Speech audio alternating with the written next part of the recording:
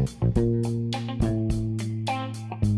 this is Steve Rode, your Get Out of Debt guy from getoutofdebt.org. I'm back and reading Chapter 3 of my book, The Path to Happiness and Wealth.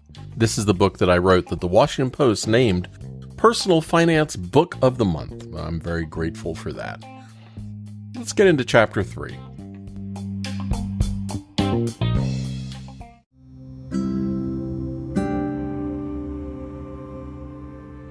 Take a lap on the Gerbil wheel of debt. Now, some people have said that they only know about hamster wheels, so if I mention gerbil and you only know hamsters, it's one of those wheels. Think of debt as that annoying squeak in the back seat that you hear when you drive alone in the car. The squeak distracts you from the beauty of the scenery, and before you know it, you're only worried about that damn squeak.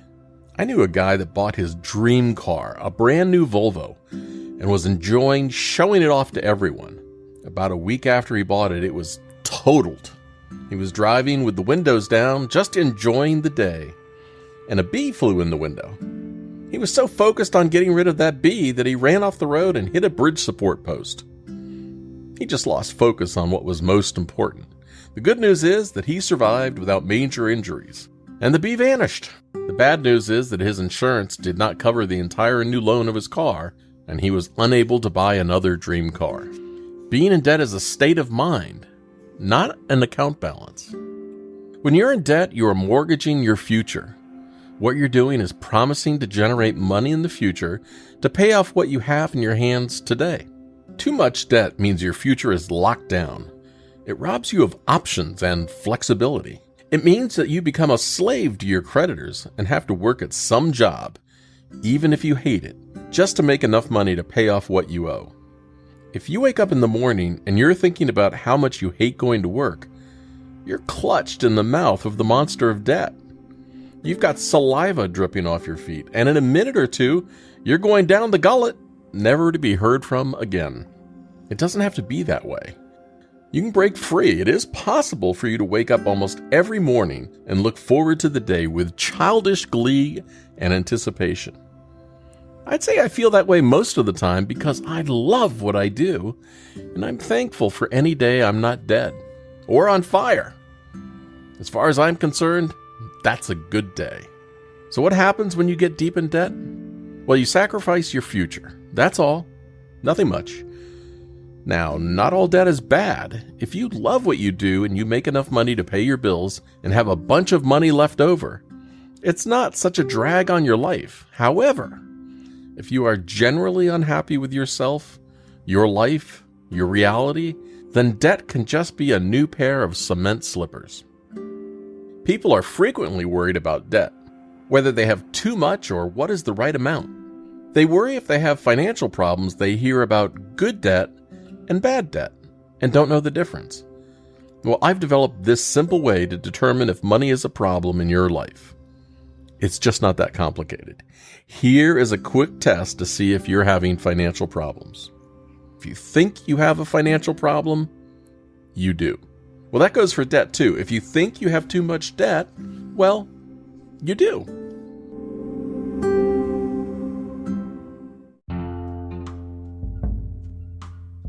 No man's credit is as good as his money. Ed Howe. If you had to think about debt as something, would it be an anchor around your neck? The cement slippers I just mentioned? How about a gerbil? Stick with me here. Do you know what a gerbil is? It's a small rodent about 5 inches long with hairless ears, large black eyes, pointed snout, short legs, clawed feet, light-colored fur, and a long tail. Sounds like a new chapter in the next Stephen King thriller, doesn't it? Well, for some twisted reason, many kids keep gerbils as pets. They're much cuter than they sound, and they kind of remind me of the Tribbles on that old Star Trek episode. I had some gerbils as pets when I was a young lad. They lived in an old aquarium, the one that leaked, so it wasn't any good for fish anymore. It was an accident that my gerbils were of the opposite sex. Boy, did those things breed.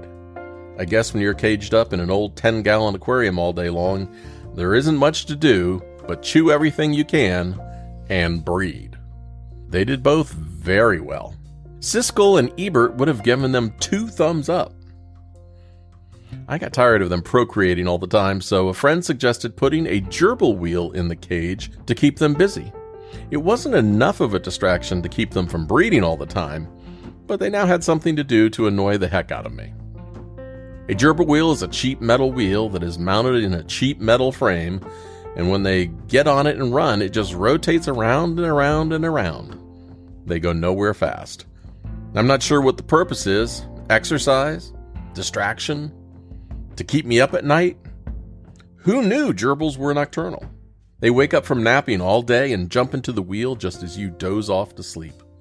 The wheel always seems to have a squeak, and of course, they knock it over and it bangs against the glass all night.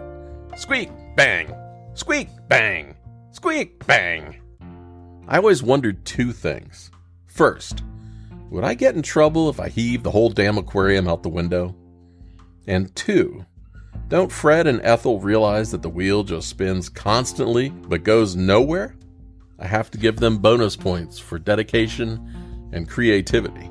Sometimes they would get that wheel banging and spinning so fast, I thought either the side was going to bust out of that tank or they were going to make electricity. Every once in a while, they'd have a spat and both get on the wheel and try to run in opposite directions. Now, that was pretty interesting. I tried to take the wheel out of the cage one night to sleep and stop the madness.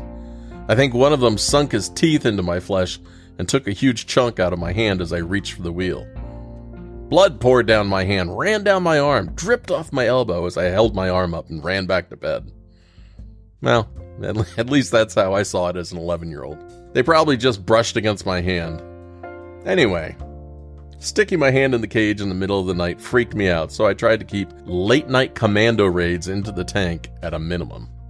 The whole point about the gerbil wheel is that they found nothing wrong with running in place and going nowhere. They listened to the same glass banging and squeaking that I did. I know this because they have keen hearing. I'm sure they got very used to that, and that was just their universe. They obviously enjoyed all the running in place and going nowhere. Credit and debt are a lot like a gerbil wheel for many people. No matter how much you make, you just keep making payments every month. We decide or we're trained early in life to expect that. As adults, we earn money and make payments. What do you mean you don't make payments each month? What the heck is wrong with you? A couple of times in life, we wake up in a panic and realize we don't have enough money. For most people, those times are when they get married, the day before your child leaves for college, and a week after you retire. But for the most part, we're happy and content to keep earning and spending, earning and spending, earning and spending. Life becomes this comfortable hum of making money and never having enough. Can't you picture a human-sized gerbil wheel with a huge sign stuck in the ground right in front of the wheel that says, "If you can touch this, you will make good money"? Many people would run on that wheel all day long chasing the dream, stopping to earn a little money, spend some time, and then sleep. You know, I've never quite figured out what good money is, but everybody seems to use that term. I'd be happy as soon as John lands this job. We'll be making good money then. As far as I'm concerned, all the money I make is good.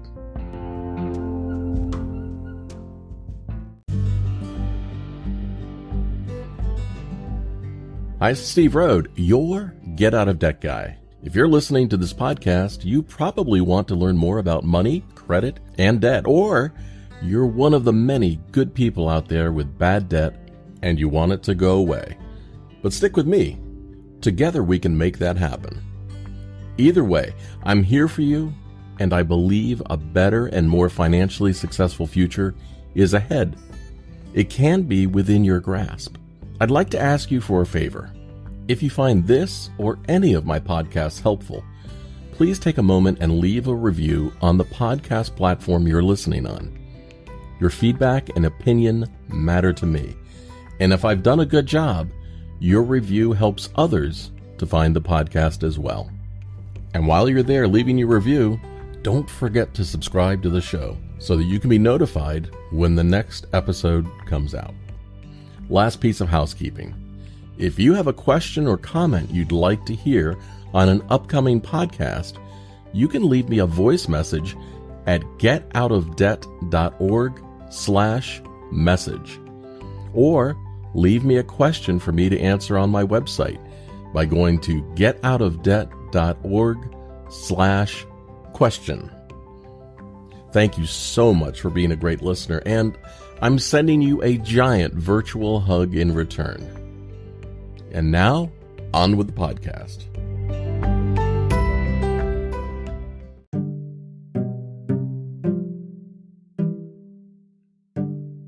Step away from the wheel. Our consumer society is set up like a huge gerbil wheel. We're trained by our parents and environment to be good consumers when we grow up. Can we really be surprised that we do it so well or to excess? If you buy into the whole belief that you are what you own and that more is going to be enough, well, you'll run and run and run your entire life, and you'll wind up in the same spot, just older, tired, and still unhappy. Here's my sage advice. Step away from the wheel. Can't you picture the prosperity police pulling you over in a felony stop as you race down the road running in your gerbil wheel? Mr. Road, put your hands up in the air and step away from the wheel. They'd force you to come to your senses, taking you away in handcuffs made of recycled credit cards. Platinum cuffs, please. The perpetual cycle of debt will not make you a better person. The race for wealth will not make you happier. There are people who have $10 million in the bank and they don't feel like they have enough. Enough will never be enough. Enough already of this enough stuff. You're not what you make. You're not what you spend. You're not what you buy. You're not what you give. You are not your reflection, and you are not the size of your pants. You are you, and that can be pretty terrific if you let it.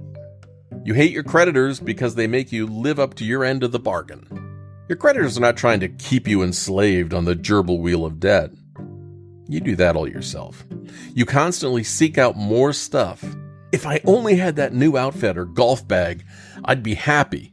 Yeah, right. Don't you see, it's not the thing that you desire that will make you happier. Purchasing the thing is just an escape from the way you feel inside. Money isn't your problem. You are your problem. But like most problems, if you apply a willingness to change the situation, good guidance, and a plan, you can have a good chance at changing things up. You might try and fail. If you do, stop complaining and try again.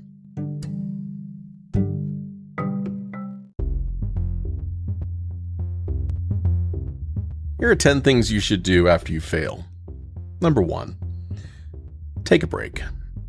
Play a video game, read, listen to calming music, watch TV, go for a walk alone, or do anything else you can do alone. Take a few minutes or hours to let the frustration die down a bit. You've probably been working hard and you've been distracted, and that could have contributed to your failure. The reason you need some quiet time rather than going to twofer night at the bar with your friends is that you need to let all of those thoughts about the experience filter out of the crevices in your brain. You don't need a distraction to mask what you just went through. Let it silently percolate.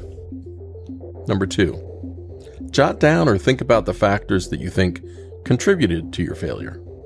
Number 3, jot down or think about what you could have done to avoid those factors in the future.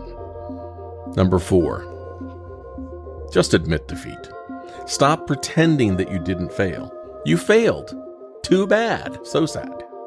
Move on. I've had too many clients over the years that insist on reliving their past mistakes over and over and over again. Let them go. The key is that they were mistakes and they were in the past. Number 5, decide if you want to try and pursue that goal again. Was it worth it? Or is the luster gone? Sometimes the moment has passed and it's time to move on. Next. Number 6, regroup. If you're going to try to achieve the same goal again, think about what additional resources or people you're going to need to help. Identify what those resources are and gather them together. Before you move forward, consider what the new cost will be with the required time and materials. Is the goal worth the true cost of what it'll take to achieve the end result? Number 7. Failure is only success masked in defeat. Some part of what you attempted was good. Figure out what that was and do that part again. No sense reinventing the wheel. Number 8. Admit that what you attempted was a failure, not you. You're not an idiot or stupid for failing. You are courageous for trying. Number 9. Remember that sometimes, no matter how good the effort, the passion and desire, life just doesn't play ball. Sometimes you win and sometimes you lose for no good reason. As the song goes, sometimes you're the windshield, sometimes you're the bug. Life is what it is. Number 10. Figure out what good can come from your failure. There's a tremendous value in failing as long as you can analyze what went wrong. Don't waste a perfectly good failure by trying to forget it. Learn from it. Both the recipe for Kentucky Fried Chicken and the light bulb were successes at the end of a massive series of repeated failures. And just think, today, they actually make an oven that can cook chicken with light.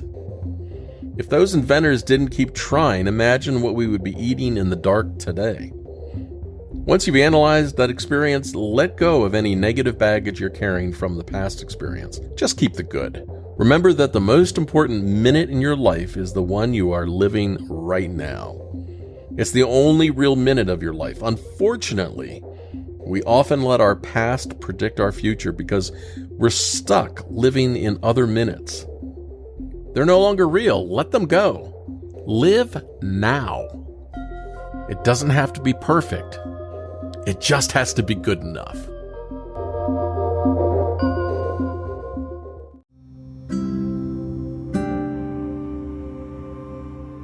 I've seen creditors, and they is us. Creditors are, well, us. People who work for lenders as debt collectors are in the exact same boat you and I are in. They just have a different job. I remember one client who said she'd been getting the same call from the same collector for months. The collector hadn't been very nice in the past, and when she called again, she dreaded the call. Finally, the client admitted to the collector that she'd been working with me, and the collector stopped and paused and said, "Hey, I am too. Isn't he great?" The whole relationship changed from that day forward. Creditors have better memories than debtors. Ben Franklin. The only reason creditors keep providing us with credit we so desperately want is that we crave it. Somehow we have to figure out a way to get off the gerbil wheel of debt. Until then, I think the person next door has a nicer wheel than yours. And what the hell are you going to do about it?